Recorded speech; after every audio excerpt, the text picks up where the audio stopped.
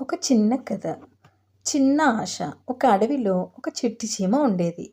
రోజు పెద్ద పెద్ద ఆహార ముక్కలు మోస్తూ కష్టపడేది. ఒకరోజు అది ఒక పెద్ద ఏనుగును చూసింది.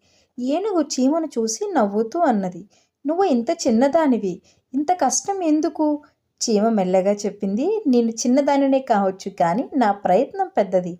కొన్ని రోజుల తరువాత అడవిలో భారీ వరద వచ్చింది. అందరూ ఇబ్బంది పడుతున్నారు. అప్పుడు చీమలు ముందే సేకరించిన ఆహారం వల్ల చాలా జంతువులు బతికాయి.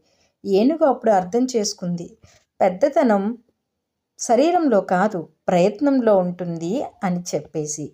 ఇప్పుడు ఈ కథ ద్వారా మనం నేర్చుకున్న నీతి ఏమిటి అంటే, చిన్నవాళ్ళను ఎప్పుడూ మనం తక్కువ అంచనా వేయకూడదు. ప్రయత్నం ఉంటే విజయం తప్పక వరిస్తుంది అనేది ఈ కథలోని మనం నీతి.